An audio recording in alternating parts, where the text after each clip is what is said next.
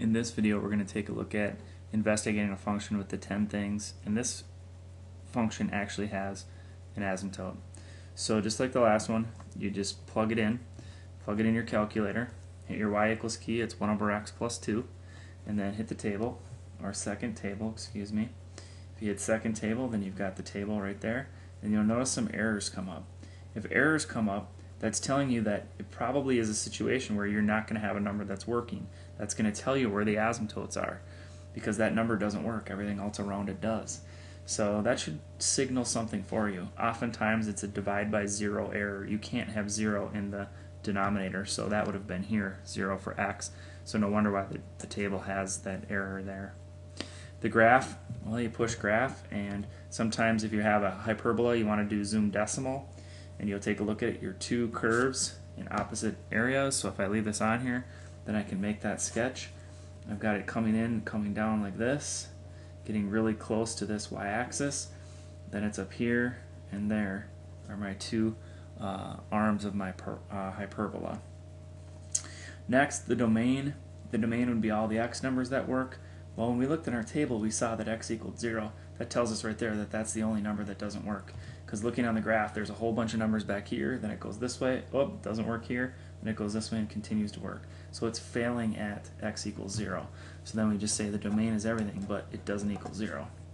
If you look at the range would be the vertical change, or in this case, the outputs that work. And how low does it go? Well, it's going to go down here to negative infinity. How far? It's going to go up here to positive infinity along this curve. But there's a point that it's not working at, and it's right here. And that's when y equals 2.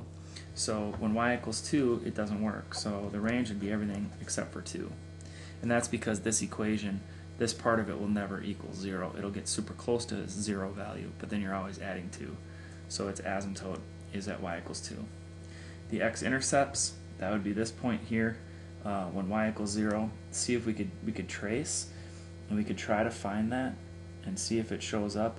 When we're doing that though, we're coming along and there it is. It's a negative 0.5 and 0. You can set your equation equal to 0 and solve. Would be another way to do it. We got lucky here on the trace, and it is actually negative 0.5 equals 0. So negative 0.5 comma 0. You could just plug 0 in for the equation over here and solve it. So you could do this. Then subtract 2 on both sides, and 1 over x equals negative 2. Multiply both sides by x to get rid of that.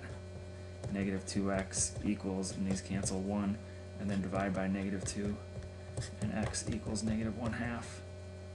The y-intercept, you just look for that. Does it cross this y-axis? No, because we have an asymptote there. So it doesn't have any y-intercepts. It never crosses that. So there would be none. Does it have a maximum point? No, I don't think so. It's going to go up and down all over the place. It has no minimum point. None. None. Symmetry.